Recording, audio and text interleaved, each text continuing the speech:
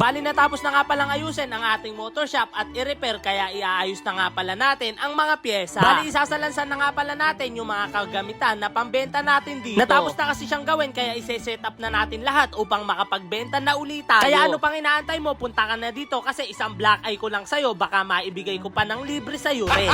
Gago!